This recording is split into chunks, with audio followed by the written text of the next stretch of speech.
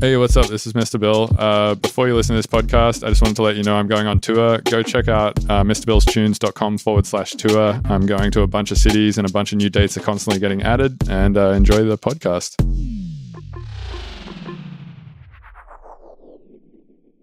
Hey, you're listening to the Mr. Bill podcast. Hey, you're listening to the Mr. Bill podcast. Hey, you are listening to the Mr. Bill podcast. Hey, you're listening to the Mr. Bill podcast. Hey, you're listening to the Mr. Bill podcast. Hey, you're listening to the Mr. Bill podcast. Hey, you're listening to the Mr. Bill podcast. Hey, you're listening to the Mr. Bill podcast. Hey, you're listening to the Mr. Bill podcast. Hey, you're listening to the Mr. Bill podcast. Hey, you're listening to the Mr. Bill podcast.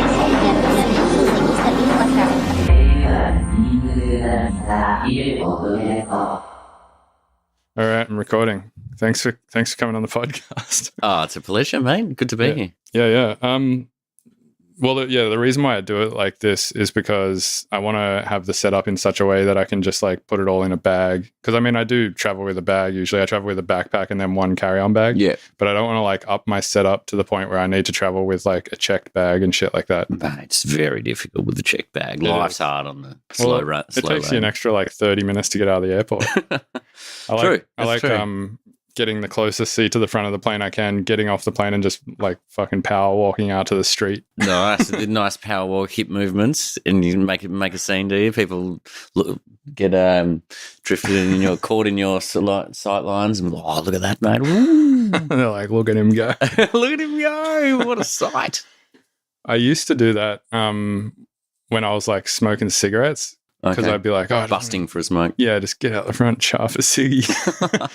Now I just do it because I just want to get the fuck out of the airport. Fair enough. And I also just like traveling light in general. It just, I don't know. I went through a phase for a while where... I also like to have fresh underpants though. Well, I still take fresh underpants. I just stuff them in your pocket. No, I just do laundry more often. Yeah, okay. It's like instead of having to do laundry like once every 2 weeks, I just do it every week if I'm traveling for more than a week. Yeah. I used to have this crazy live setup where I'd have like a drummer and then, you've seen I have, yeah. Some we did iteration. some shows together at the Hi-Fi. So the iteration of the setup that you've seen was like just when we were starting. Yep. And then that drummer, we had a falling out. Yeah, and I remember. I stopped working with him and I started working with another drummer. And then we sort of kept like iterating that setup until it was more and more intense to the point where like to do a show, I needed to have a Sprinter van. Right. To like travel to the show with enough and it was a crew of I want to say 6 people. It was in the end. It was like me, the drummer, 2 visual guys / stage hands, and a tour manager. So 5 people it took to do the show. And did you find that you would have more people at your shows for those specific shows or not really? No, not at all. And that's the thing is like it didn't financially make sense. It didn't make any sense. Yeah, now I can just rock up with a USB stick. I get paid just as much. There's just as many people at the show. Yeah. The people don't seem to look at the show any differently. They seem to see everything as the same thing. Yeah. So I don't know. As far as I'm concerned, it's like the reason you make a set more live is for yourself, really. Exactly. You've got to be enjoying it. You've got to be having fun, and you don't want to be bored yourself or unenthused with your material or the way you deliver it, right? How you present your music. So the trick is to really enjoy power walking through the airport. That's the best. Yeah, that's the highlight of like going on tour. Yeah, exactly. You just got to learn to love the power walk. I love the power walk as well, but I definitely have checked in luggage. I've just got a few too many bits and bobs that I use when I'm playing. Well, you use that fingerboard thing. I've been using that for years, and it's a really fun, super expressive way of just just mashing around on top of I suppose parts of the show that you know what you're going to do, and it's just super expressive. Yeah, I didn't realize that it wasn't just a MIDI controller because whenever I've seen you play in the past. For those listening, Google, what is it, Harken Continuum fingerboard? Harken Continuum fingerboard, that's right, yeah. Yeah, so every time I saw you play, I just thought it was a MIDI controller, and I thought you were like maybe playing some keys shit into like a synth in Ableton plus like maybe using it as like a XY thing for some filters or some shit. It's actually all developed, all onboard sounds are developed in Kima, which is basically the holy grail of sound design. It's got a very old-fashioned interface, the Kima system, but has some really advanced algorithms for morphing, and it's very, very cool. Have you actually ever used Kima, like the patching thing? No, I have not. I've not used it myself. Is it node-based patching like Max MSP? Yeah, a little bit. Yeah, I think so. But also time-based. It's a time-based. So it's kind of like a DAW as well. Yes, but even for the patches, they're time-based. Oh, wow. Okay. Yeah. So what, like program changes over time or something? Yep, exactly. Okay, cool. Yeah. So it does look I think it's very slow to learn. It's its own language in a sense. And that sort of put me off because I was looking at getting into it probably about 6 or 7 years ago. And I was sort of put off by the fact that it just looked like a huge uphill, steep learning curve, specifically just for its own environment. Mm-hmm. Yeah, a friend of mine, Frank Riggio from Italy, he dived in about 5 years ago and he said to me, he was working on it every day for 5 to 6 hours a day learning this new environment. And he said he's only scratching the surface after 6 months of pretty much full-time work into it. So I feel like that's kind of the same as probably learning anything new though, right? Like if it's not similar to anything you've done before, like 6 months is probably reasonable. Sure, but he's a pretty, but for learning most sound design tools or soft synths or even hardware synths, like it's not usually. But if it's something completely different, like let's say animation. Yeah, but it's still making sound. Exactly. And so it is, yeah. So the Mind Buffer guys got one of those Capybara Kima systems. Capybara, yep. And I was like, why is it like what's useful about it? And they were like, well, one of the things they did with it was tried to make the sound of thunder using 20,000 sine waves playing back at once, which is basically just insane additive synthesis, right? Yeah. So it's kind of how additive synthesis works. It just plays back sine waves.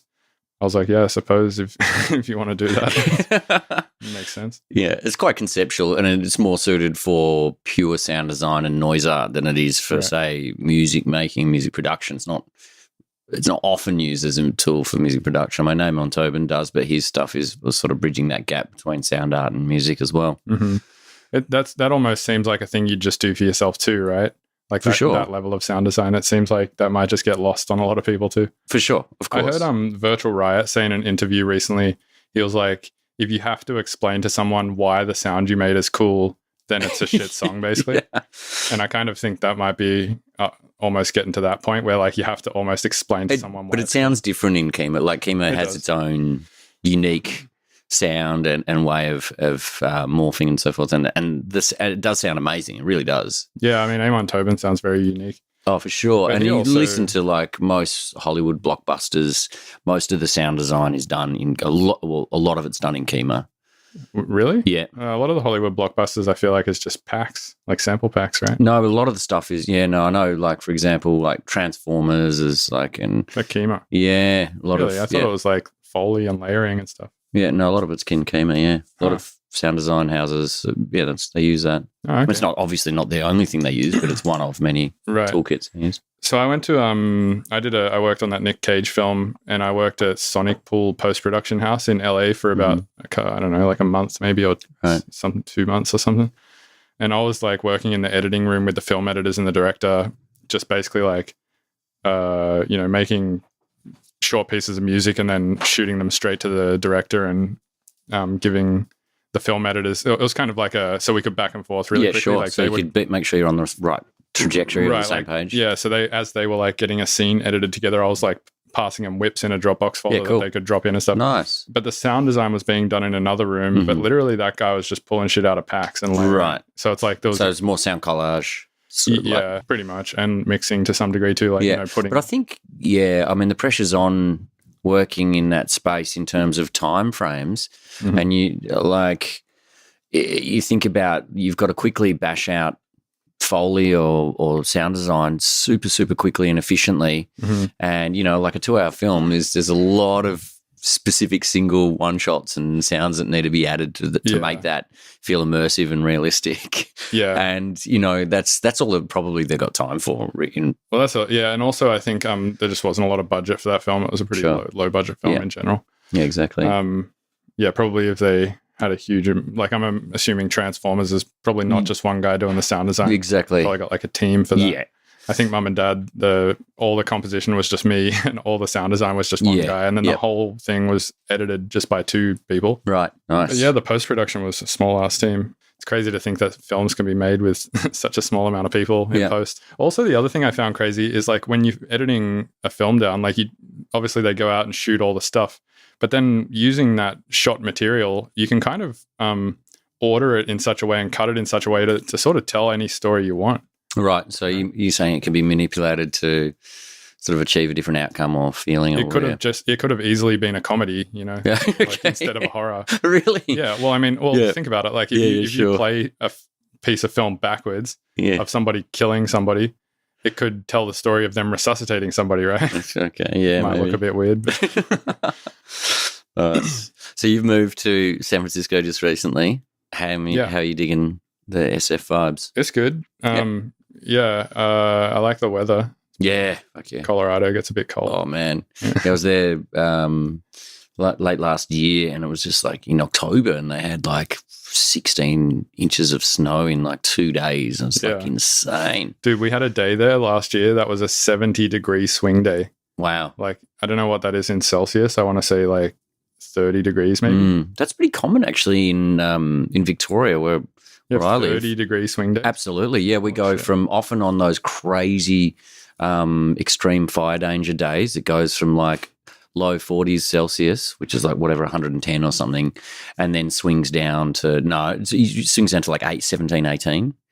So and that happens quite regularly when you get that southwesterly change, and that's what actually makes that part of the country so such a high fire risk, because you get these driving northerlies with these huge heat coming from the desert, right? And then what happens in the actual fire front is like the shape of a spearhead, and then the wind, you get this chronic wind change, and it spins around about probably 120 degrees, and that happens every time on these extreme hot days. And then the fire front, rather than being a small like spearheaded fire front, the fire front then is suddenly this huge fire front, and it's like 15, 20 times in size, and then the fire like races up on that southwesterly change. And that's what happened on Black Saturday, which took out my property 2009. Right, but you bought it after I did, yeah. And I bought a bush block that had been absolutely incinerated from the Black Saturday fires, and then went about building a full house and studio from scratch. There was no power, no water, no septic system, nothing. I bought developed a full house and property and the whole system from your scratch. House is sick, man. I like the curved roof. Yeah, it's sort of like a convex concave radius. So I designed the shape, the radiuses of those curves on the roof at exactly what I could spring curve the corrugated sheet roofing material, but without losing voiding the warranty on the material. Okay. So that was a 10-meter radius. So I worked with that constraint and then designed the form of Meaning if your roof gets fucked, you can just...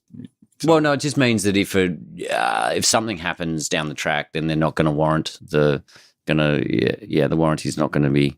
But as it stands, it is under warranty. Yes, that's right, because it's below that specification. But yeah, and then the rest of the house is rammed earth, which is awesome. What is rammed earth?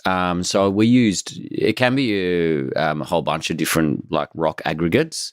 We used sandstone because like there's a quarry close to our house, about like 10 mile away. And did you ram it all yourself? Yeah, so I bought a bobcat to do it, and you set up formwork, which is basically like form plywood with a steel external frame, and then it has all thread bolts to stop the side walls from splaying out.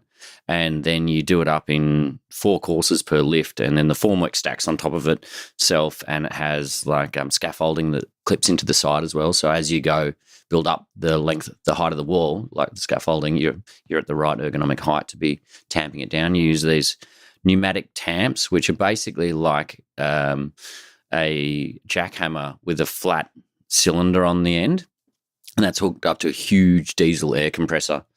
And basically you do a section of wall in a day, and you don't want to have any cold joints, so you've got to work out where your expansion joints are going to be before you get started, and you also run all the conduit for your PowerPoints, light switches, and all that stuff. Like as you're building the wall, as you're going, so you run the conduit in the wall. All of your walls are just made out of like materials, crushed sandstone. Right, so it's stuff that's like from the area. It's the same stuff we use on the driveway at our house, and it is incredibly cheap. I think it was like 30 Australian dollars per cubic meter, which is about 1.3 ton or whatever. And so that's like, it's nothing. I think it was 120. We used around 120 tons of material in the walls, but more expensive is just the cement. We used about 2 bags of off-white cement per Bobcat bucket to get the right consistency, and it's called stabilized rammed earth. Right. How did you know how to build a house? I studied industrial design at uni, and also I suppose came from my dad built the house that I grew up in, which was a mud brick house, sort of similar in terms of like just thermal mass and stuff, but it's quite different. It's much more labor intensive, where you actually have to make the bricks and then you have to store set them in the sun so they dry and rotate them, and then you have to lay them, then you have to render them. Whereas a rammed earth, you just pound it down and then add more pound, keep pounding, and then at the end of the day, you strip the formwork off. That's the cool thing about rammed earth. You strip the formwork off and the job is done forever and should last hundreds of years. Wow, if it's not... where we are, we're on a huge old tectonic plate in Australia, so we don't have very many earthquakes at all. Right. So it's pretty sound for that sort of building. Why do you reckon more people just don't build their houses that way? It's becoming way more popular. Okay. And it was popular because it's like logistically cheaper and all that sort of stuff. Why it's becoming more popular? It's seen as it is hard yakka to do. Okay. So it is actually expensive to get. That's probably a word we should explain. Hard yakka. Hard work. Hard yakka. Is yakka just work? Yakka. Yeah. Hard yakka's work. Does anybody ever say in Australia, I'm going to yakka? No, I don't think so. Just got back from yakka. It only works with hard in the front or soft yakka. I've never heard of that. It doesn't really work. So, yeah, rammed earth, I think if you were to pay a crew to do it, it's really expensive. Like it's one of the most expensive per square foot wall systems to pay a crew to do, because it is such, it is labor intensive. But I did it incredibly cheaply. It ended up being cheaper than like plaster, drywall. You did all the labor yourself, right? Yeah, I had actually a guy running the team. We used his formwork, and he'd been doing it for 20 years every day. Okay. And so he knew what to do. He was just an earth pounder. Yeah. So, but I mean, going back, I did get, I suppose, conjuring the skills for designing a home for myself. Yes, I studied industrial design, worked as a product and furniture designer for a bunch of years, while still always doing music, but I was doing that as well until music sort of naturally took over. Around the time that I released my first album, actually, around 2004. Which album was that? Megafauna. Okay, yep. Yeah, as Spoonbill. Was that after Gumtree or before? That was on Gumtree, but I released Gumtree. Wait, you mean Gumtree was on that? Sorry, yes. Right, okay, yeah. Yeah. Cool. That was the first track I heard of yours. Okay. Around that time, were you listening to electronic music around then? Yeah, I think I heard that one on MySpace. Yeah. And was like, oh yeah. So. Yeah, definitely. MySpace, it's classic, isn't it? That was the thing back in the day. Yeah, I found so much shit on MySpace. I discovered the Mollusk through MySpace. Yeah. But that was quite a few years later. But yeah 2007 or 8 or something. Hefty Output. Yeah. I discovered them on MySpace. Right. Well, they were all playing those like Psytrance doofs in Victoria, and those guys. Exactly. Classic crew. Yeah, I think I started discovering all that shit around like 2007, or maybe even earlier, 2006 maybe. Yeah. When did you start writing music then? I started, like electronic music. Yeah. Probably around 2007. Yeah. Yeah. And I put my first album out in 2008, which is no longer on the internet because... Oh, really? Well, you took it off? Yeah. I mean, I'd only been producing for like maybe 2 years. So you were like, I'm not showing that to the world anymore. Yeah. I mean, at the time I was real proud of it. But listening to it now, I'm like, I don't know about that. I feel like that about my older stuff as well. But then Megafauna and stuff. Yeah, but it's sort of like it is what it is. It was that thing at that time. I still get a lot of people like super stoked on that older stuff, probably because it's quite uninhibited, and there was nowhere when I was making that music. There was nowhere there was no SAE or nowhere to study. that's electronic music production. Now there's so much more information about it. So it was so freeform, freestyle. You just figuring it out yourself. There was no tutorials, nothing. There is something kind of special, I think, about my old shit too for that reason. It's like you said, uninhibited by like too much information, like too like right ways and wrong ways to do shit. Like at the time you're just sort of like, is this the right way to do shit, or is there a better way and you don't care if it's the right or the wrong way. It's just what makes sense or what sounds good to you at that moment in time. And I still to this day, that's sort of how I operate in terms of my production. I don't really, I don't watch tutorials online. I don't even listen to all that much electronic music. I just enjoy the process in my own studio with my own technique that I've developed, which is laborious, but I actually enjoy the process of it rather than trying to be the most efficient way of smashing out a track. Definitely, music has to be fun. Yeah, if it's not fun, that's how I think a lot of producers get stuck in this whole like can't finish tracks mindset, or they get stuck with fucking. I find there is a bit of a envelope curve or multi-envelope curve to the excitement factor with like when you're starting a new track. I find like when the track's in its infancy is like that super excitement phase, that honeymoon phase, right? And you're like, oh, I'm so stoked on this is weird, and getting and vibing on it. And then there's very often there's that sort of like challenging middle section where you're really trying to get different parts of tracks, or there's trying to write a B section or whatever. Yeah, and making it, or you've written an A and a B section, but you've done them sort of often. I write A and B sections, but I get so engrossed in the B section I forget if it actually relates to the A section at all. Right. And then I'm like, fuck, now I've got to make them somehow work together. Yeah, your tracks sometimes have interesting shit. I've noticed in the middle in tracks where you've probably done that. In the middle, there's just like some big sweep key change thing. And then how am I going to bridge these two? It's just like, all right, sound design fade degree situation, and then totally a whole new thing. That's kind of sick though, because I think like one of the things I don't like about electronic music is when it all sounds too much the same, and I feel like that happens quite often in sets.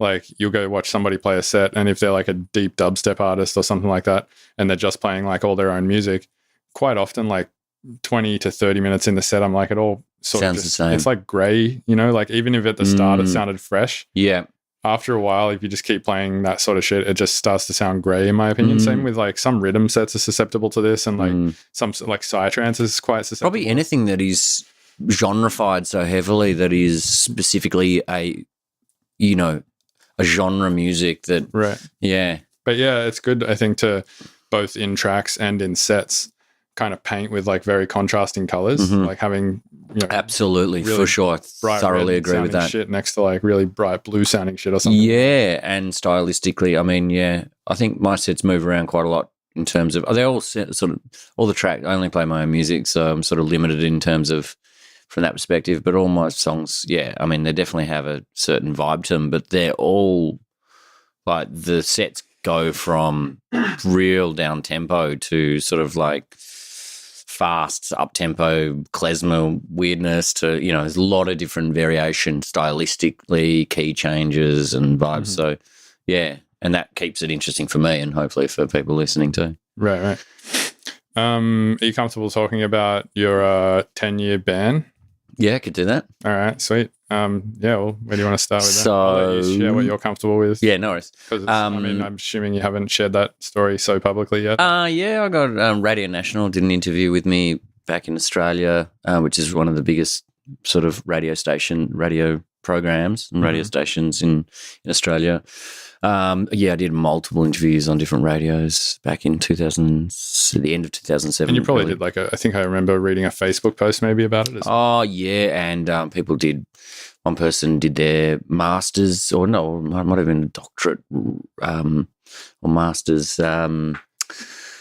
journalism report on it, and so no, it's been out there, so no, there's no problem. So basically, in 2007, I was crossing the border, heading from I just played a set at the Burning Man decompression party in Portland, and I was heading over the border to go and hang out with my buddies in the studio in the Sunshine Coast in Canada, Fungineers, who are awesome beatboxing puppeteers, super bonkers, legendary crew. And I was helping them write an album. And so, I was helping them in their studio and was heading up, driving across the border. I was in driving my friend's van. From Portland or Seattle to Canada? Yeah, that's right. So going north out of the US. Okay. And I was with my girlfriend at the time, who's now my wife, actually. And I knew we would be pulled over. We were driving a black van, looked like a bunch of hippies. She had like long red dreads and, whatever. So I was like, we'd definitely be a target. So we're crossing the border and we had a camera with some photos of some cannabis on it. So you didn't even have weed? No. We had some photos of some cannabis that was medicinal, marijuana, they called it back in the mid-2000s. Right. And the photo was just like a picture of you with some plants, right? Not plants, just weed on a table. Oh, it's just you standing next to weed on a table? We were just sitting down and we actually wrote happy birthday in some buds for a friend of Annie's good friend. Okay. And took a photo of it. And how much weed was it? I don't know, maybe like an ounce or two, So like not even that much? A couple of ounces maybe, I don't know. And so, so anyway, I knew they were on there. And so I turned to Annie as we were driving up and I said, can you delete those photos? And she was like, yeah, cool, got the car. I was driving, so I wasn't watching what she was doing, but she got the camera out and said, no worries. And then we went through a really beautiful forest or whatever just before the border, and she got the camera out and took a photo. But she hadn't actually deleted the photos. She just took the card out of the camera and then put it back in. Oh, right. Just vagging out or whatever. Took a photo. So when we got there, I was like, yeah, cool. And then sure enough, like we got pulled out of the cars and questioned, taken into a room, and they said, we're going to search your cars. And I was like, okay, fair enough. And sure enough, they found the camera. Sure enough, they turned it on. Sure enough, they've scrolled through it and found the photo. And then, they made us wait for hours.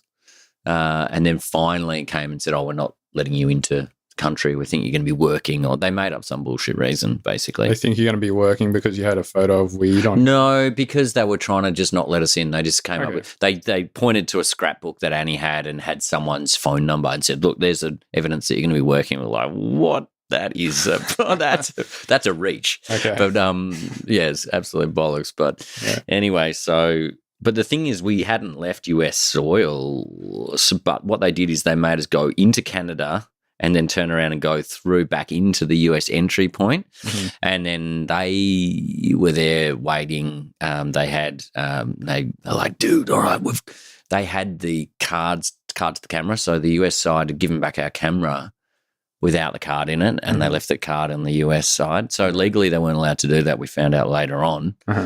Anyway, they pulled us in. They're like, all right, well, we're gonna impound you. Lose the car if we find any drugs and blah blah blah. They didn't find. They put dogs through the car. They pulled the whole car apart. They found nothing because we had nothing. Right. And then they told Annie, "Yep, you're free to go," because she's got a US passport. Right. Okay. But because I have an Australian passport, they said, well, we're going to deport you. We don't want your kind in our country. And they were like, interrogated me for like 3 hours and then had me in a holding cell. And that was bad enough. But what kind of stuff were they asking you in the interrogation? Where's the grow, man? And all this shit. And I was like, dude, it was medicinal cannabis. The guys had certificates to grow it. Like, what's the problem? It was in Northern Cali, and but they were like, we don't believe you, and they're just like, there was like 5 of them in the room, like all like anything I said, I'd get denounced straight away. That's bullshit, 5 of them, I was sitting there, 5 of them standing over me literally. Yeah, wow. So it's pretty pretty intimidating. It was intimidating, and they just wouldn't let anything I said float. They were just like, that's bullshit. Just like anything you said that they didn't want you to say. That exactly. They just like. So they clearly they had a clear agenda for whatever reason, and they were just trying to absolutely just trying to make you say what they wanted you to say. Yeah, and I didn't. I just told them the exact truth, and then they said, all right, well, we don't want you in our country anymore. You're going to get deported. I was like, that was bad enough. Yet that was a complete lie. And they told Annie that as well.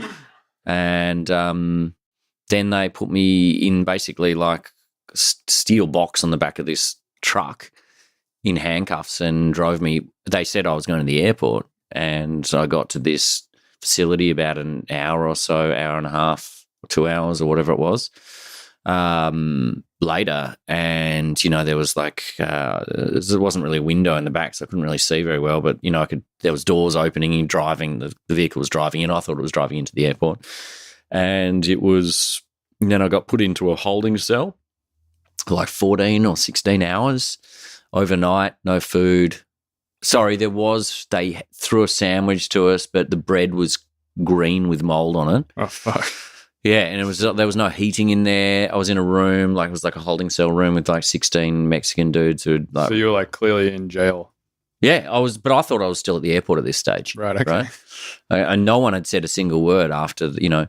And then like the next morning, it was fucking freezing. I think it was like snowing outside, and it was like no heating in there and freezing. Anyway, they've the next sort of midday or something, the next day they come in. Guy comes in and says, all right, and pulls us into another room, says, all right, everyone strip down naked. I'm like, what the fuck is going on here? I'm meant to be getting deported today. And they're like, sorry, sir, I can't, you know, talk to you about anything. And so they stripped me down naked, put me in a jumpsuit. And I'm like, whoa, what the fuck is happening? And then they give everyone a medical, and they give you like a full body x-ray without any protection on your balls or anything. It was super fucked up. And to check if you've got tuberculosis in your lungs and whatever. Anyway, the doctor was the first person to like actually answer a question about where the fuck am I? And it's just like, you're in jail. No, he said, oh, sorry to be the bearer of bad news, but no, you're in Northwest Detention Centre, Immigration Detention Jail. Oh, Jesus. And yeah, and I said, well, I'm meant to get deported today. I thought I was at the airport. He said, sorry, the minimum stay is 3 weeks. Oh, fuck. And I'm just like, oh my God. And just life, you know, just like disintegrated into like a million fragments and just shattered on the floor. It's just, I was like devastated. And I was like, what the fuck? And then I got ushered through this warren of like a rabbit warren of different hallways and security doors, and then to the door that was the entrance to my room, my cell or whatever. Opened up the door, and there's just a chanting erupts of kuyo, kuyo, kuyo, kuyo, kuyo. Chanting, literally. I look in there and I'm like, holy fucking shit. And there was like 70 dudes chanting at me. Jesus. Walking in the door. I'm like, what the fuck? I only found out later, like several days later, it's sort of like a come here little boy sort of like intimidation of chant when someone new comes in the room. Spanish? Or? Not Spanish, yeah. Yeah, okay. And yeah, so it's pretty fucked up. And yeah, it took me a few days I didn't make eye contact with anyone for the first few days, because like if you get if someone doesn't like the look of you or doesn't like you for whatever reason, and they come and smash you in the back of the head from behind, then you both go to the hole, which is solitary confinement. Right, for like, dude, it's crazy, right? That in jail, where like you have fucking basically no human rights and shit, there is like a worse thing you can do to people, which is like take them away from other humans. Yeah, but this is fucked up. Like if you are a serial killer or rapist or whatever in the US, you get a cell to yourself, or with another friend, you're able to have books, a TV, computer, musical instruments. You get 2 hours a day of rec, which is outside natural sunlight. Right, this place was 2 hours a week of natural sunlight. So this is like worse than jail. Way worse. There was 70 dudes in my room. Jesus. And a lot of them have been, it's like you all had beds, right? You know? Yeah, there's bunks. It's like the size of a basketball court, basically. Okay. And there's bunks, no doors on the toilets, so there's like no cases of like rape and shit like that. And there's like officers in there all the time. They keep you dumbed down by keeping you super exhausted. Like it's lights out at like midnight, and then they wake you up at 5 or 4:30 in the morning every morning. Right, so and you have to get out of bed and queue up to get your refried beans for breakfast. Fuck. And it is so super, super So everyone's just tired and burnt out. Everyone's tired. They're easier to be manipulated when they're in that exhausted right, state. You're just like, I don't give a fucking. Oh, everyone's just, yeah. Right. So after a few days, I started, I sort of made some friends with 2 Russian guys, an Irish guy, and some Filipino dudes. The 2 Filipino guys actually were in limbo land because the Philippines don't accept deportees, like nationals of their own country. Like if you get deported from another country back to the Philippines, they're like, oh, you must have fucked up, and they don't accept their own people back after being deported. Surely that's got to be some circumstances where that's not the case, right? That's their blanket rule. It's so fucking fucked up. So there was people in my cell that have been there for several years, like 2.5 years, still not told how they can get out. Yep. In the room of 7 same room. Yep. People. Yep. Jesus fuck.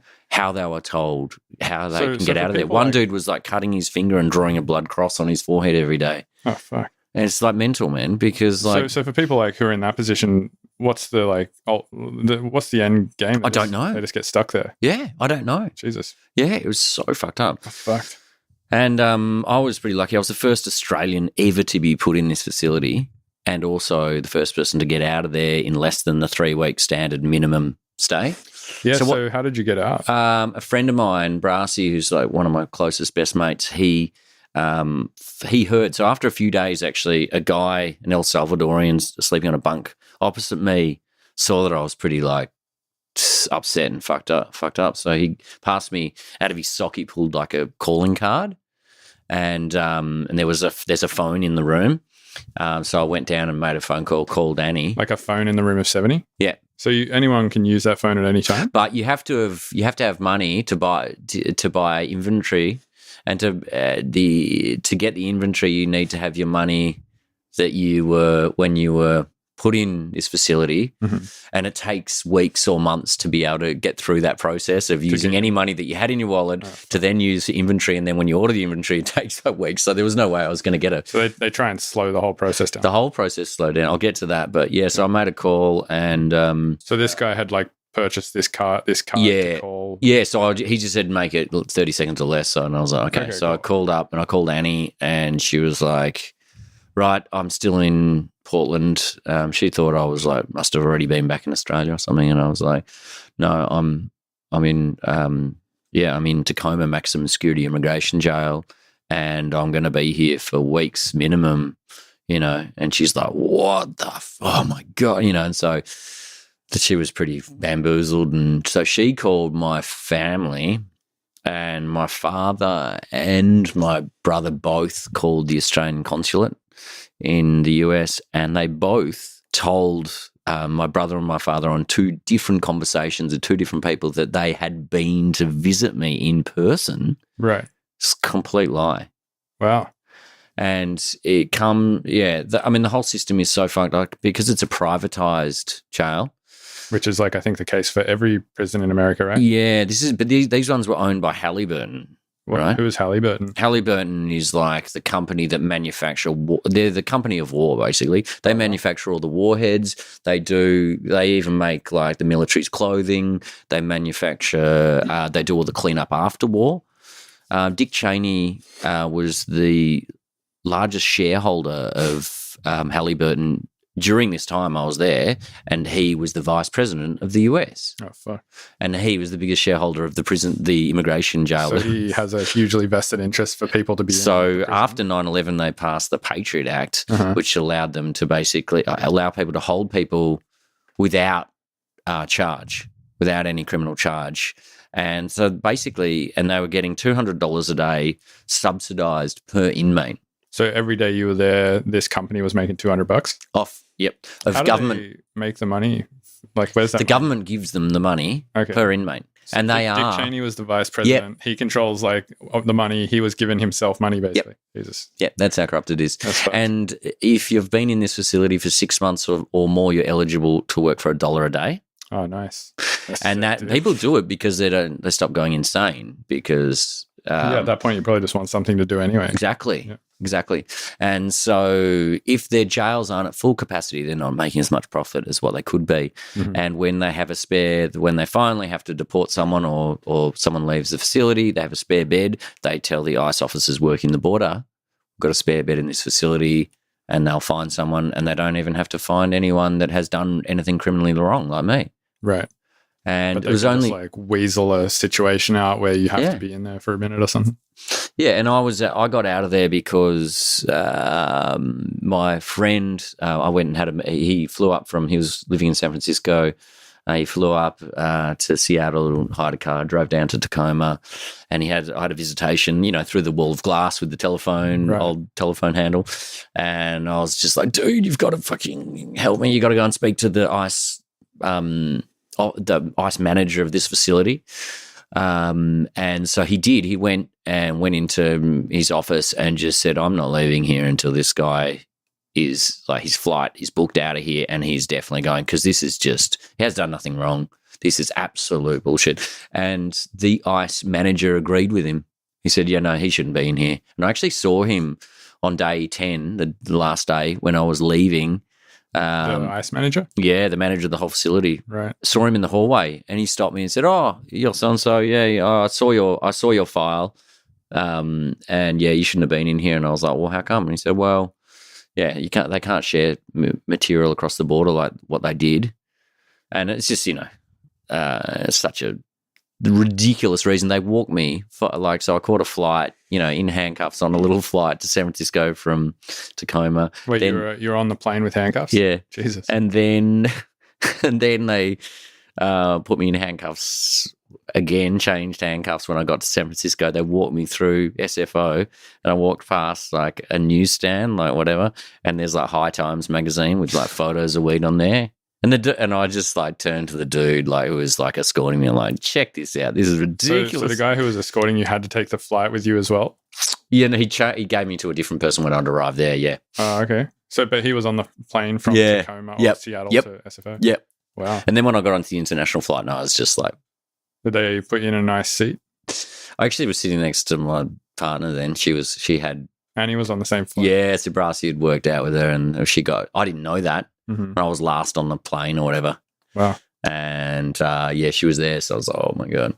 Like, sat next to her, broke down. I was like fucking full on. But yeah, it's a pretty rough experience. And that is basically in a nutshell why I haven't been playing shows in the US for 12 years. Right. So it's a bit of a downer. Right, it was pretty fucked because I was starting to do well over here in the mid-2000s, starting to blow up, and then just to be barred from the scene. So through that whole experience, the resulting factor was you spent 10 days in the detention center. The day they pulled me out, they told me, look, you've got to they said I had a visitation. Okay. And I was like, oh, okay. So I didn't get to say goodbye to any of the people that I'd met, in there that I'd be hanging out with 24 hours a day for 10 days. Right. I went to the visitation room. There's no one there. And then they're like, no, go into this room. And I'm going to this room. They're like, cool, you're going now. I'm like, what? And so they do that so there's no big hoo-ha in the room. This guy's leaving, Okay. And they held me in this whole tiny little cubicle like a phone box for like 3 hours. Oh, wow. And then they pulled me out, and it's glass so I could see the office. And then they finally pulled me out and said, you've got 15 seconds to sign these documents. Otherwise, you're going to miss your flight, and this is your only way out of here. And I'm like, what? And I look through, and there's like 30 pages to sign. They don't have time to read anything. Right. So just like, you do anything at that stage to get out of there. Totally, yeah. No matter what, you'll sign no matter what. You don't care. Right. So, signed it all and then... And basically that said you can't come in for 10 years. Yeah. The dude actually was like, he had a piece of paper. He had no idea why I was in there. He didn't know my case at all. And he had like 6 months, 1 year, 2 year, 5 year and 10 year. And he just like went straight to the 10 year and marked that. Oh, fuck. It's just like... and then made you sign it? Yeah. Oh, jeez. Yeah. So, yeah, so that ran out, and then now you've got a visa again. So now, that ran out, and finally, I mentioned to Dave Tipper, who's like a close friend from, for many years, if there's anyone that might be able to help us sort of like, organise some shows and so forth. I've had a lot of interest over the, 12 years I've been banned, 10 years I've been banned. Well, just so happens. So his manager, Dave Vella, basically really helped me out a lot and sort of put together a whole bunch of shows and all the supporting material for my O1 visa. And so that was all cool. When I went to the American embassy in Melbourne to do the, I got the O1 visa, no problems, no questions asked. But then when I went to do we had like a 30-date tour organised, about a year and a half ago, whenever it was now. And I went to do the interview and they're like, oh, you've got the wrong police check. We needed the fingerprinted check, which they didn't say. So then they... You needed fingerprints? Yeah. Or they just, I don't know, they just made up an excuse. Yeah, I've never needed fingerprints for my O1s. Yeah. No, I know. They didn't say that. Yeah. They just made it up on the spot. Yeah, so then I had to count. I said, I'm going to have to, if I can't. And I said, well, cool, I'll go and get it like this week and bring it back. And they said, yeah, it'll be about a 4 to 5 month wait once you submit it. I'm like, what? So I had to cancel that tour after, I've been waiting for so long. Yeah. So the first show back was the support slot for Tipper for the Tipper and Friends show at King's Theatre. Right. That's one of the things that people don't really understand, right, is you can't get a visa unless you have like sort of work ready to go. Yeah. And so it has to be sort of... you have to do everything backwards. It's like you have to sort of have the shows booked and then get your visa. Mm-hmm. And a lot of people don't realize that. And then when they constantly see artists like yourself or like Culprit has done this a few times where they like book all the shows and then all of a sudden the visa doesn't come through and they're like, well, I can't do the fucking shows. Yeah.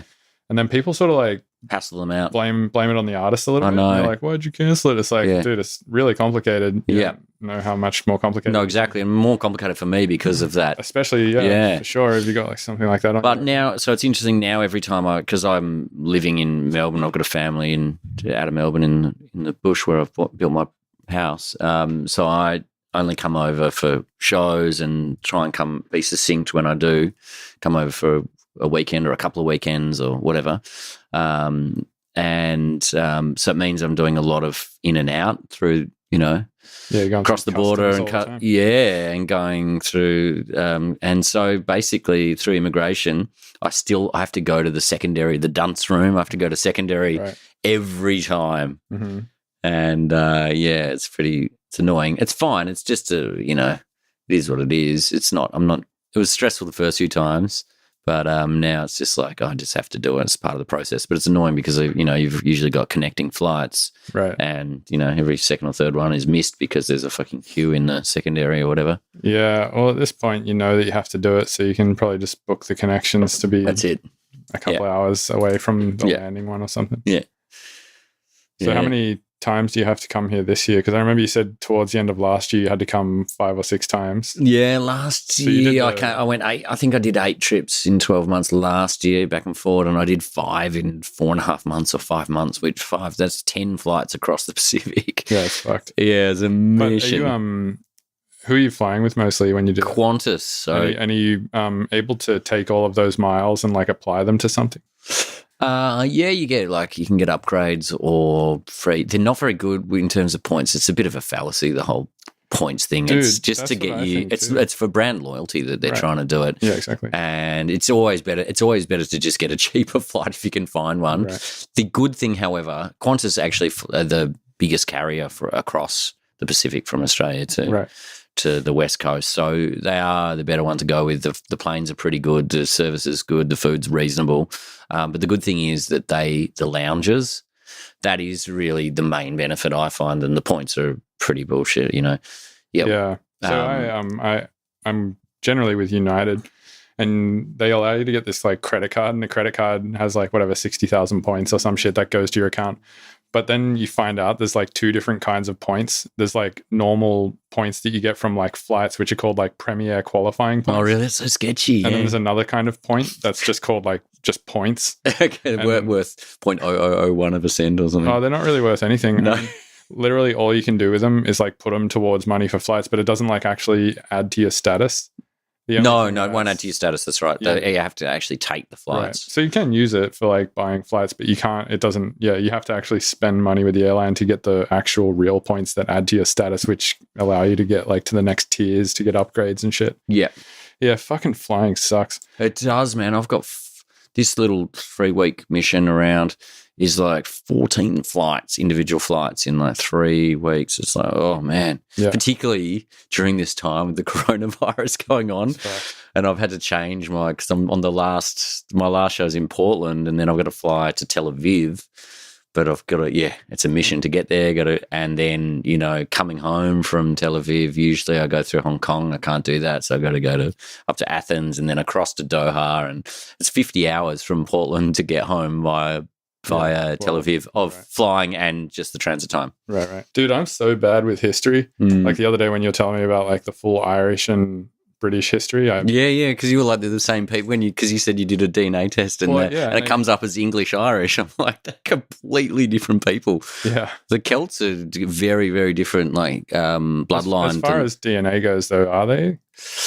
Well, they say that I think Celtic blood is basically in 98% or some very high percentage of Europeans. But, the Irish, Celtic people like have more in common with Brittany and the Basque area, so that northwest of France and northeast of Spain, and they had trading routes. I mean, in Brittany, in France, the street signs are in French, and then underneath they're in Gaelic. Okay, in Ireland? No, in France. Oh, in France. Yeah. Interesting. Yeah. So a lot of people there speak Gaelic, or? Yeah, it's the native tongue for the older native tongue. So, it's interesting. There is actually, the Celts and the like South and Southwest Ireland. Yeah, you don't want to tell them they're the same historically the same people as the English, because that's not how it is. Right. It's kind of like I don't know if it's as bad in Australia as like I get mistaken a lot here for being from New Zealand. Do you? Yeah, for some reason people are like, "Are you from New Zealand?" And I'm like, "No, why would you guess?" Like, I mean, you have a higher chance of being wrong. Like they say that because they're like, "Oh, I can't tell the difference between the accents." And I'm like, "Well, why?" It's like saying, why pick the one that you have a higher chance of being wrong for? It's like this, 5 It's times? probably because like New Zealanders hate being called Australians. So if you get off, whereas Australians don't mind. It's the same love-hate relationship that, Canada and the US and even Australia to the US have, like, you know what I mean? Right. So the bigger brother always gets hassled more than the little. Right. That's a good point. I never really thought of that. It's like if they say New Zealand, they know Australians won't get pissed off at that. But if they say Australian, New Zealanders might get pissed off. Totally. It's like if you say, "Oh, you're American" to a Canadian, they hate that. Right. Yeah, I heard the US, everybody looks at the US the same way that the US looks at Texas. Okay. Yeah, sure. I don't know if that's the case. Yeah, I mean, I know Australia has a sort of love-hate relationship with the US. I mean, the US is like the bigger sibling to Australia. Right. In a lot of ways, and we look up to the US, but then we also sort of, hassle it out as well. But it's, but we do. We look up to America a lot, I think, culturally and so many different ways. What else do you want to talk about? What do you want to talk about? I'm easy. I mean, I don't know. I mean, I'm happy to be here, play some shows over the next couple of weekends left here. Oh, you're one of the only people to have a Tipper collab. You can talk about that. Oh, yeah, that's true. Talk about Omelette, maybe? Yeah. So I met Dave, what's the first time? I was actually in Symbiosis Festival in 2006 or something, or 2007. I think it was 2006. I played the first 3 of those, but I think it might have been the second one or third one even. Bosque, who runs Symbiosis, who's a friend of mine, called me up and he said, "Oh, dude, I've got a really good slot for you. It's between these 2 really popular acts, really good acts called Ott and Timper," and I hadn't heard of either of them. Oh, wow. And I was like, "Okay, righto." And so, looked up their music, the week before, and I was like, wow, it's pretty awesome, particularly Tippers. They had just released that, what's it called? Broken Soul Jam? No, it was way before that. Like Wobble Factor? No, before that. Tip Hop? No, after that. Seamless, Unspeakable? Yes, it was that. He just released that, I think, that month or something. Anyway, I was like, wow, this is amazing. And, played my set, and then we sort of, he obviously, I started with some demented intro. I think I played after him actually, and I started with some demented intro. He was like, "Whoa, what's this? This is mental." And then played a few sets. I think he played at Shambhala, and he came and saw my set. And then and then I asked him to if he wanted to play some shows in Australia, and I organised 3 tours for him over about 5 years. Cool. And and we became good friends through that process. And he came and stayed with me and hung out in the studio, and we started a collab. And we got along really well. Have a pretty similar aesthetic, I think. Yeah, I was going to say, kind of like really wet and squelchy and stuff. Yeah, and probably coming from a similar place in terms of what we grew up with, even though he grew up in the UK and I grew up in Australia. Mm-hmm. We sort of were probably influenced by some of the similar... How did you get into that like wet and squelchy sound design? I don't know. It just sort of appealed to me stylistically. I remember one show I played in Folsom Street in about 2005. I think it was my first club show in San Francisco. I was playing a track, and it might have been 2006 actually, but I was playing a track and off like a Nest Egg album. So no, it must have been 2007. Off Nest Egg, and someone came up to me and said, "Oh, I love this Tipper track." I was like, "What? What are you talking? No, this is my track." And they're like, "Oh yeah, bullshit." No, don't tell me. So yeah.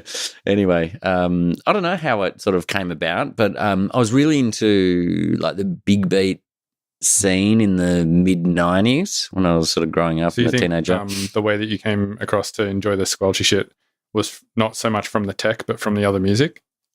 Yeah, and I really liked the sort of more absurd comical stuff that was coming out of the UK, like Mr. Scruff, but that was a bit later, earlier on, like Bentley Rhythm Ace, who I was playing the other night. Yeah, they sounded very much like your stuff, I think. Yeah, they were a huge influence of mine. Bentley Rhythm Ace. Bentley Rhythm Ace, yeah. I remember that. I was the bass player from Pop Elite itself, and yeah, they're really fun, really kooky, off the wall, wacky. It was sort of like that big beat movement, sort of pre-Propeller Heads, 5 years before Fatboy Slim started, or that sort of stuff.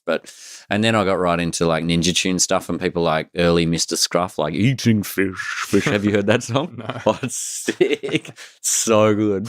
And I was just like, oh my God, this is so wacky. And so I think that although they weren't using like as many bonkers, like weird sort of comedic sounds, just that I really loved that sort of more funny, wonky weirdness. Oh, speaking of sounds, I think it was the Mollusk who told me that you shared like folders and folders worth of sounds from him that you'd somehow accrued through working on like commercials and TV stuff. Oh, ABC maybe? Might have been that. And he had like a bunch of these like Hanna-Barbera style sound effects and stuff that like no one else had. Okay, yeah. I got a lot of them from a friend of mine works for Canal Plus in Paris, which is the biggest TV network in Europe. Right. And so he's like a main mix engineer. I remember he passed me years ago, like a whole lot of sound effects from different things, but maybe from there. But yeah, did some sound installation work and got access to the ABC archives, and so I got lots of cool stuff, more like historical Australian-based like events, that were recorded and samples. Yeah, that was cool as well. Yeah, maybe we could talk about that a bit. Like you did a bunch of work for like Fox Sports and ABC and stuff like that. How did you get into that stuff? I just got approached because of my music. So all the jobs, I've never actually looked for a job in sound design. It's all been from just doing what I do and having people go, right, well, this is maybe something we're after. Mm-hmm. We want something a little bit off the wall. Yeah, that's how I got the movie too. It's like just I mean, there must be, and that's probably I think that's got merit. Obviously, it's the best way because it means that people are coming to you because of what you do, and you don't have to bastardize your art to suit the commercial outcome. Right. So that's awesome. You can just make something that you actually want to make. Yeah. And so that's cool. I worked on a bunch of video games as well. Did some stuff for Microsoft and which video games? This one called Beat Booster, which is like in China, the Microsoft Xbox is banned in China. It's not allowed. So they came up with, during when the Xbox Kinect came out, just before that, the Asus, or around the same time, Asus brought out their version of the depth camera. Mm-hmm. And we built a game that was bundled with the hardware. So it went to, I don't know how many they made, but a lot. Right. For the Chinese market. And again, you just got approached for this well, actually, it was a startup based in Melbourne, but the guy that headhunted me was an Israeli guy. He used to work for Intel. He'd moved to Melbourne, and he, saw me play at lots of festivals and approached me and said, well, I really love you to come and work with us on this title. And so it's actually, the depth camera was Israeli military technology ported to the games industry. Dude, the military technology in Israel is insane. Yeah, exactly. So, a lot of the people in Israel have told me that, like, they'll see sort of bombs sometimes go over the top and just see another thing just shoot it out of the sky. Yeah, sketchy. Yeah. So this game that we developed was called Beat Booster, and it was a semi-procedural music making game, but you're sitting basically, it's sort of like a Mario Kart, but you're sitting on a jet rocket flying through this steampunk-inspired tropical wonderland, collecting energy with your arms. Okay. And it's not using your body, it's using the depth camera. Right. And so, the whole... so I had to basically make loads and loads and loads of loops that would work over it. It's, that would be able to be spliced together and would work musically over each other, depending on where you go on in the circuits and so forth. It changes, and if you where you're in the race, if you're winning or whatever. And all the sounds you made, rather than being like generated as you play the game, you were making like wave files that would sit inside the game. Yeah. Okay, and then when they do certain things in the game, it would trigger the wave file. Yeah, but then you'd have theme music. So that Astra Archipelago EP. That is from the game. That is like a linear version of some of the circuits. Oh, okay. Yeah, that album. That's awesome. Yeah, so that's why that's that sort of tropical steampunk sort of So that's where that sort of evolved. I decided to make an EP because out of like linear versions of some of these tracks. So you basically have all these loops with a theme, and they would change and crossfade with other loops depending on if you're coming first or if you're going through a tunnel. You might have ooga booga, ooga booga, chant, or then you go through another part and you have this hang drum sort of solo groove or whatever. Cool. Yeah. So I listened to a podcast the other day about like the original Xbox sound. Okay. And because there was such a small, limited amount of space to use for it, they had to make it all generative, basically. So when you turn the Xbox on, there is a hard drive in there, like a bigger hard drive that can hold more shit. But when you turn it on, that hard drive hasn't spun up yet. So there was a tiny little, I want to say it was a flash drive if that technology existed then, that was 256 kilobytes. But then about 180 kilobytes of that was used up by like the Xbox symbol, the graphic, the logo, and some other shit. So the sound designer was left with like 65 kilobytes of space or something to work with. Yeah, right. And so he was able to get like one MP3 file in there of like some chimes, and then the rest had to be oscillators. Yeah, wow. So it was all that's pretty classic. Yeah, and he managed to get it down to 60 something. And how long does it? What's the sound only goes for like, I don't know, maybe 10 seconds. Okay. If that. It's just like a startup sound. Yeah. And that sound is just there to like sort of facilitate your attention. You know that it's turned on or whatever. Right. Yeah. Like just to facilitate you being entertained whilst the actual hard drive spins up. Sure. It's classic. Yeah.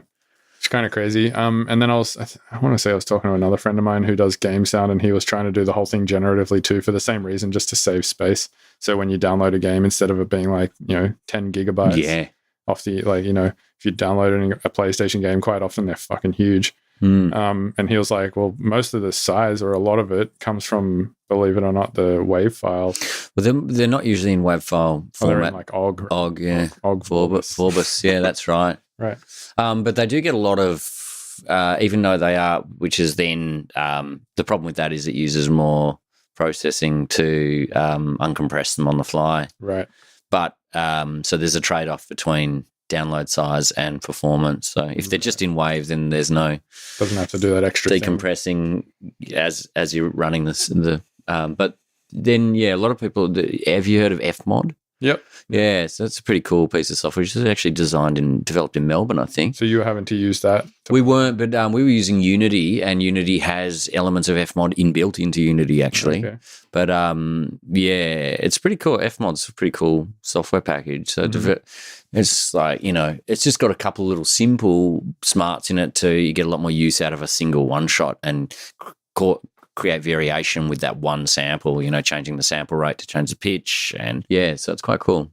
Sick. So you just, you know, you place an audio emitter in a certain space. So if you go near it, it triggers, you know, like, you know, and then an animation of a rock falling or whatever it is and a sound of rocks hitting the ground, then that will be different every time with some of the technology that Fmod employs. So cool. That's what my friend I was talking to was saying. Like if there's like a chime or something, it'll trigger like some physical modeling synth. And depending on like how many chimes get hit, it'll depend like how many what do you call the physical modeling? The excitator. Okay. Like it'll excitate. Like if you hit 3 chimes, it'll have 3 excitators that gets fed into what's the other part of a physical modeling synth called? Whatever, like the tube or the delay line. We worked the same development team actually. We got funding from Intel to work on a much more experimental game, which really, really cool game concept. Cool, and we called it Muse. We'd showcased it at the Gamescom. You know, it's like a 400,000 person games meet in Cologne. Oh wow, okay. Germany. So you flew to Cologne for that? Yeah, and we exhibited it in a bunch of other places. But it was very, very cool concept. But we never released it, unfortunately, because it just was constantly adding too many new features, and it just blew itself out of the water and it sort of fell apart, ate itself alive. But basically the concept was you were controlling a school of fish through a tropical psychedelic underwater environment, and these sort of tadpole-like fish would come and join your flock or swarm or whatever, and each one would represent a musical event, whether it was a hi-hat hit, a chord, a melody note, a bass note. And underneath the hood, we had Fab Filter's Twin 2 running, multiple instances of that. What is Twin 2? It's like a filter? It's a soft synth. Okay. So Fab Filter's like, you know, flagship software synthesizer. Never used it. Is it good? Yeah. Cool. That's surprising you haven't used it. Yeah. Anyway. So just a subtractive synth? Or? It does. I think I haven't used it for a long, long time, but I think you can do, I don't know if you can import samples as well, maybe as well. Okay. And yeah, so it was pretty cool concept. And then you could go into these musical wonders and then resequence what had been procedurally sort of had evolved based on how you navigated through this space. And so you could resequence and you could play with these like a frequency painter sort of concept where you could change the parameters of the soft synth. So it was sort of like providing a digital audio workstation skinned in a real game. Right. There's a few games like that now where they've kind This is a while ago though, and there was nothing really out there like it. And I think there's like a bunch of shit like that now happening in VR. Like there's a tipper track in one of them. I think it's called Beat Surfer or Beat. Oh yeah, I played that at his place recently. Yeah, did he make you walk off the plank? Yep. Dude, how did it fuck you up? Yeah. Oh yeah. We worked up too, man. Actually, it's interesting because we worked for Oculus on a when it was just coming out, when Oculus was just coming out, we were working on a game for that as well, which with one of my tracks and a tipper track. And what was the game? It never got released. Okay. Yeah, but it was a similar sort of, it was different to that. It was more generative visuals with sort of like, and a track broken down into like its stems and would play out differently. You'd remix it based on how you navigate this space. And I want to explain this fucking plank thing. So yeah, I went over to Dave's and he was like, "Oh man, you got to check this out." And he put the VR goggles on me, and he was like, "All right, now walk into the elevator." He did that to me exactly. Yeah, I walked in there, and he's like, "Yeah, press the one that says plank." And I was like, "All right." And it's like it goes up like 60 stories or something, and then you can see the scary thing is you can see the crack through the elevator doors, and you're going higher and higher. Yeah, and you're like, oh, this is going pretty high, and then it opens, and you're like above a whole city where like it's so high that you can see helicopters flying past you and shit. And then there's like a thin plank, and he's like, all right, now you just got to walk out on that plank. I was like, freaky, isn't it? Yeah, I was like looking down. It was full vertigo. It fully triggered like every part of the vertigo in my brain that the real experience would have triggered. Absolutely. I mean, other than like wind that would probably like push you in real life, which would be even fucking freakier. Definitely just like walking. I remember going to the virtual reality center at RMIT in Melbourne University. Have you heard the 20-point sound system? No, this is years ago when I studied there in like 2000 or whatever. And anyway, we went on this, they showed us a flight simulator, and they actually used this system to train like fighter jet pilots. The same, immersive screen. It's like a curved screen that you sit in the middle and wraps right around you. The graphics are so budget. Like look like, mid-90s sort of graphics, but it still made me feel like when the plane was just cruising and then suddenly it went and went right up in the sky and flipped upside down like and my body was telling my brain, like my brain was telling my body I'm upside down. Right. Yeah, exactly. I'm going to vomit. That's the thing is that it's unbelievable. Same with Richie's Plank experience. The graphics are shit, but I mean they're not shit, but like they don't. It doesn't look real. It's very animated. But you can amazing how easily it can trick you. Right, your brain is still like I'm 60 floors up on a plank. Yeah, this is fucking freaky. And you try and tell yourself, no, that's not right. What's happening? I'm not scared, but you still feel the same. Yeah. Yeah, and like walking off the edge. Did you walk off the edge? Yeah, I jumped off. Whoa!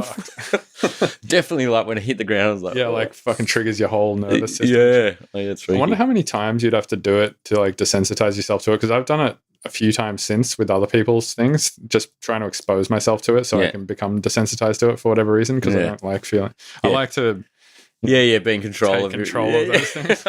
And it doesn't get easier. Like I've done it maybe 5 times now, and every time fucks me up. Yeah, okay. Cool. Well, we've chatted for like fucking hour and 15 minutes. No worries. So that's probably good. Yeah, thanks for doing this, man. No worries. Absolute pleasure. Good to be here in San Francisco with you, man. Yeah. It's good to see your setup here. Yeah. Sweet. Fuck yeah. All right. Do you want to plug anything before we stop? Oh, not really. Got a new album?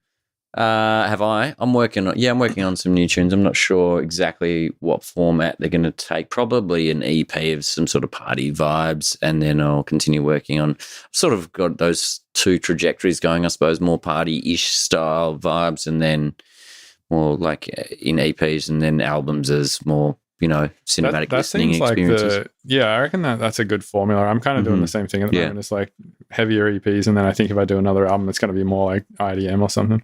More listening music. Right, yeah. Something that you would sit there and listen to the whole thing, because it's like more of a overall journey experience. Or whatever, yeah, for sure. And so, I'll definitely put out an EP this year, the more party stuff. That's pretty much nearly done, but I'll just keep writing music and see what I want to put out and what I don't.